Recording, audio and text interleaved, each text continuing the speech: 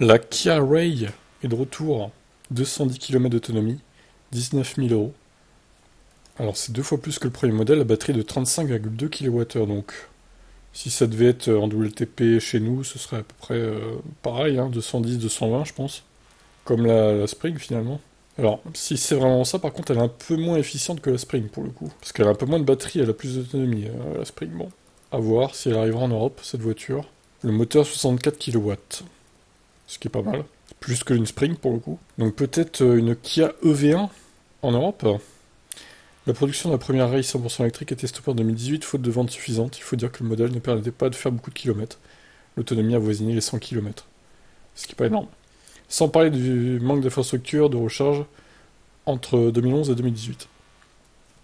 Le modèle en version essence fonctionne bien. En 2022, 44 566 Kia Ray se sont écoulés, plus du double par rapport à 2017, de quoi donner de l'espoir au constructeur avant le lancement de son nouveau modèle électrique.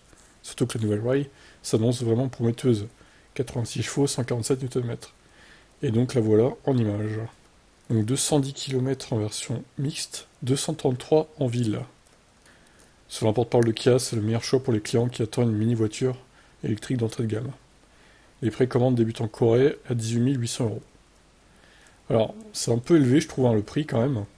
La Ray sera disponible en 6 couleurs avec un chargeur rapide de 150 kW. Oh la vache, c'est énorme. Pour une si petite batterie, c'est énorme. La nouvelle Ray peut passer de 10 à 80% seulement 40 minutes. Quoi? Alors, non, là il y a un problème. La batterie fait 35 kW. Comment, avec une puissance de 150 kW, ça prend autant de temps en fait? Non mais le 150 kW, c'est quoi? Ça atteint 3 secondes en fait. Et après ça descend à 50. Quelle arnaque. Non mais là, franchement, faut arrêter de se foutre de nous. 40 minutes pour une batterie comme ça.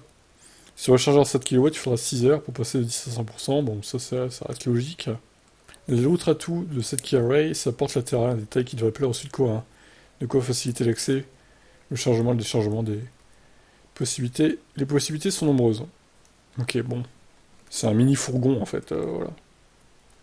Bah, pourquoi pas, hein, en Europe, en tout cas, faudra avoir l'autonomie du LTP et le prix européen. À mon avis, ça serait autour des 20 000 euros hors bonus. Et bon, avec le bonus, ça ferait moins du coup. Mais j'ai envie de dire, pourquoi pas, ça ferait une concurrente à la Spring, qui a l'air plus pratique qu'une Spring en plus et plus puissante surtout. Qu'est-ce que vous en pensez?